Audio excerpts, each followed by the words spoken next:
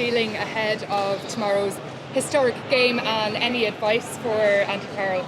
Yeah, I wouldn't want to give him any advice whatsoever. I'm nervous, as I always am in these ones, and you're trying your damnedest not to say the wrong thing, not to give too much ammunition for the opposition either. But I'm confident but nervous. That's the best way to be, and it's try not to get too excited the day before the game. That's hugely important as well. So I just can't wait for it.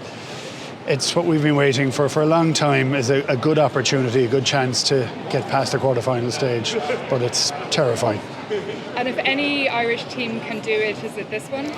I think they're the best prepared team I've seen. In Andy Farrell, I think we have a guy who understands the human complexity of trying to get a high level of performance, and over the last 3 or 4 years the performances of the team have improved year after year, match after match. We're well prepared, but it comes down to an element of luck, and you're looking for the best performance you can possibly get on the day and hoping that that's good enough.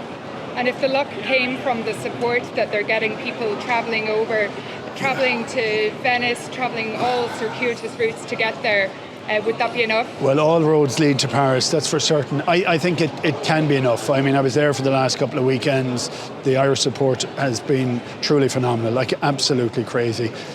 The way everybody has reacted to it, the way the team has reacted to the crowd. The team hasn't wanted to get off the field. They're obviously knackered from the match, but they don't want to get off the field. They're standing, listening, respecting what everybody has gone to get there to follow them. And should the All Blacks be underestimated at our peril? Never. You can't underestimate the All Blacks. I think they've been off the mark for a couple of years now, but they have a history of performance at this level. We have got used to beating them over the last time, but you can't take that as a given. You cannot be complacent in any way, shape or form. Hence why I'm a little bit nervous. And Ireland have had much much harder matches in the run-up to this. The All Blacks have had a little bit lighter so far. Yeah, and look, there's pluses and minuses to both of those, but I think we need to concentrate on ourselves, not concentrate on the All Blacks, concentrate on getting our performance right. I think we're a little bit battle-hardened, not battle-weary. That's where we are at the moment.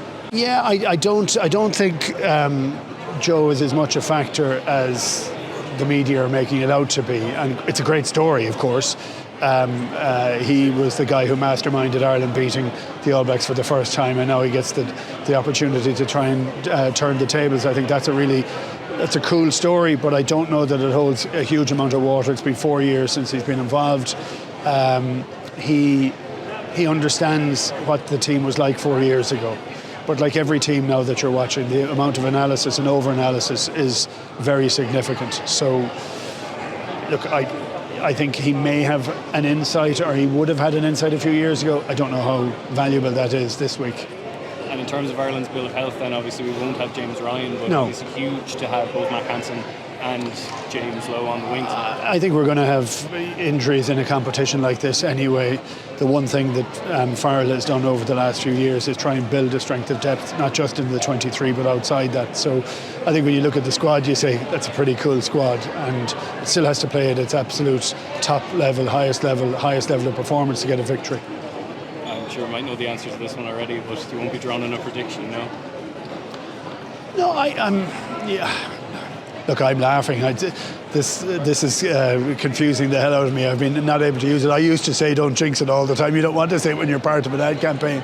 But I'm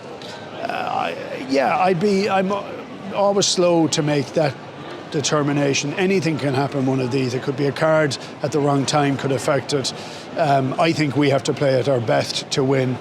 And I think if we're at our absolute best, and if New Zealand are at their best, and they will be at their peak today without a shadow of a doubt, I then think it goes down to maybe a one-score game. So it's going to be that tight. There's no way around that fact. Those predictions are in the hands of Nostradamus. I don't think I kind of qualify for any of that.